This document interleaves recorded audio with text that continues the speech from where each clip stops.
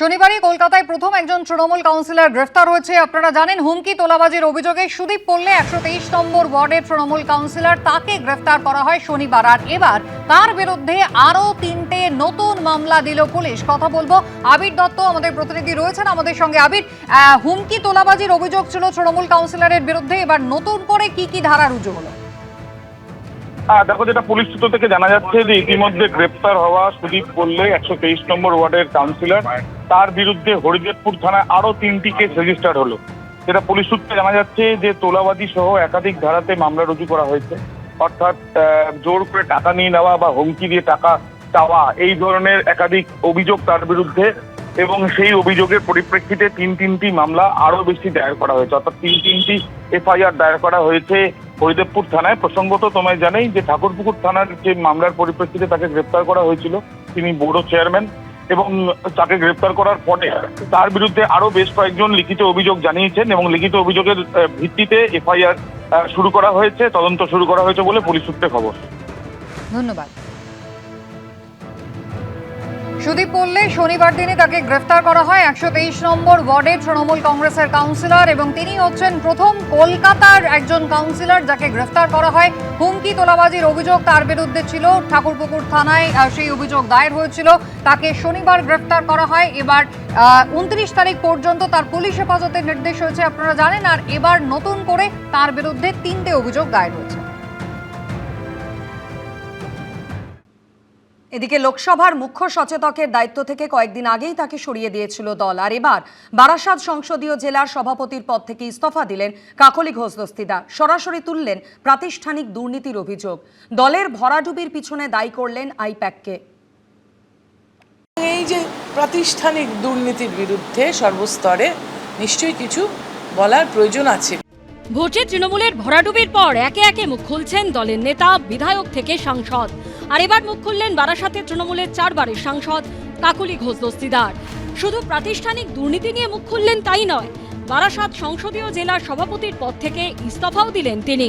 পদত্যাগপত্র পাঠিয়ে দিলেন তৃণমূলের রাজ্য সভাপতি সুব্রত বক্সির কাছে।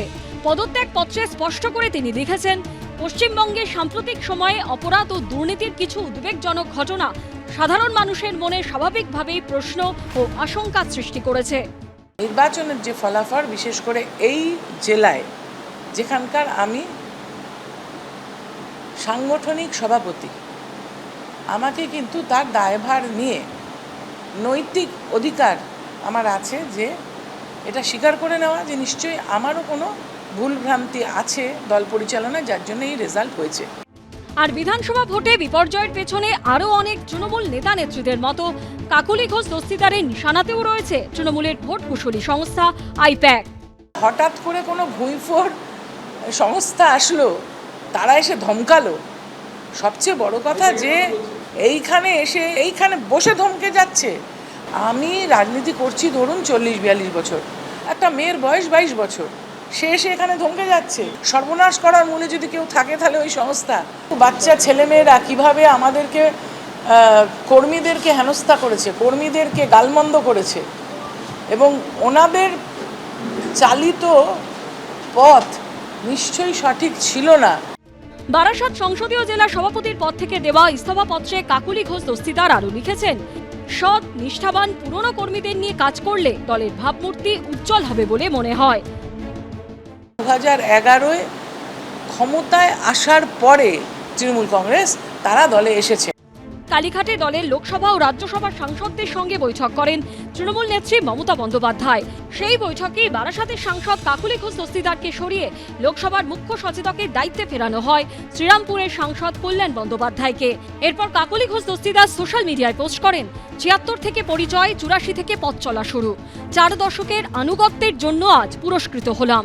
এর 10 দিনের মধ্যে বারাসাত সংসদীয় জেলা সভাপতির পদ থেকে ইস্তফা দিলেন কাকলি ঘোষ দস্তিদার। অন্যদিকে এদিনই আবার তৃণমূলের দমদম লোকসভার সংসদীয় জেলার সভাপতি হিসেবে নাম ঘোষণা করা হলো মদন মিত্রর। তাহলে কি পুরনোতেই আস্থা রাখছে তৃণমূল? সমীরণ পালের রিপোর্ট, এবিপি আনন্দ। উনি এসেছিলেন আমাকে হারাতে, আপনারা হারিয়ে ব্যাক টু প্যাভিলিয়ন করেছেন। রবিবার নন্দীগ্রামের ধন্যবাদ জ্ঞাপন সভা থেকে এই ভাষাতেই মমতা বন্দ্যোপাধ্যায়কে কটাক্ষ করলেন শুভেন্দু অধিকারী। বললেন, মাননীয়া যে বুথে ভোট দেন মিত্র ইনস্টিটিউশন, সেই 4টে বুথেও ওকে আমি হারিয়েছি। আমি করব ভরসা রাখুন, কেন্দ্রীয় সরকার তো হাতে সাহায্য করছে, কিছুদিনের মধ্যে দাঁড় করিয়ে দিতে পারবো আমাদের এই প্রিয় সোনার বাংলাকে। পশ্চিমবঙ্গে প্রথমবার সরকার গড়েছে বিজেপি। মুখ্যমন্ত্রী হিসেবে শপথ নিয়েই গেছিলেন নন্দীগ্রামে, আর রবিবার সেখানে ধন্যবাদ জ্ঞাপন সভা করলেন শুভেন্দু অধিকারী। আপনারা নিশ্চিত থাকুন, যে স্বপ্ন আপনারা দেখেছেন আমাকে বা আমাদেরকে কেন্দ্র করে, যে 2021-এ আপনারা তৎকালীন রাজ্যের মুখ্যমন্ত্রীকে হারিয়ে 1956 ভোটে জিতিয়েছিলেন, আমি শুভেন্দু অধিকারী আপনাদের ঋণ আমি এবারে শোধ করব। এদিন নন্দীগ্রামের সভা থেকে ভবানীপুরে মমতা বন্দ্যোপাধ্যায়কে হারানোর প্রসঙ্গও শোনা যায় শুভেন্দু অধিকারীর গলায়। ভবানীপুরে লড়েছিলাম, উনি এসেছিলেন আমাকে হারাতে, আপনারা হারিয়ে ব্যাক টু দি প্যাভিলিয়ন করেছেন। এবারে আমাকে দল বলল, আপনি কি ওর পাড়ায় গিয়ে দাঁড়াবেন? আমি বললাম হ্যাঁ।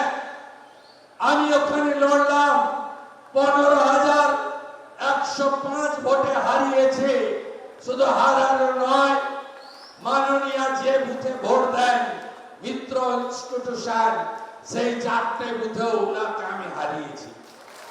শুধু উনার বুথে নয়, উনার জনাব ফিরাদ হাকিম, তার 82 নম্বর ওয়ার্ডে আমি 14,000 ভোট লিড নিয়েছি।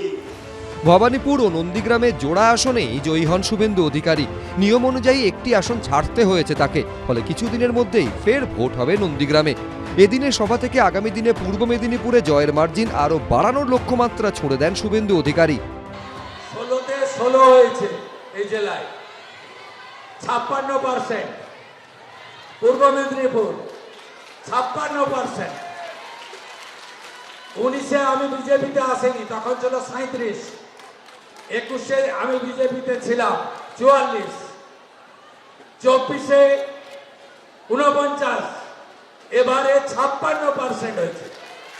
আগামী দিনের লক্ষ্য, আমরা এই জেলা থেকে মোদিজিকে 65% ভোট দেবো, এটা আমাদের শপথ। সব মিলিয়ে বিধায়ক হিসেবে নন্দীগ্রাম ছাড়লেও তিনি যে নন্দীগ্রামের মানুষের থেকে দূরে যাননি, এদিন স্পষ্ট বুঝিয়ে দিলেন শুভেন্দু অধিকারী। বিটন চক্রবর্তী, এবিপি আনন্দ, পূর্ব মেদিনীপুর। এবিপি আনন্দ, এগিয়ে থাকে, এগিয়ে রাখে।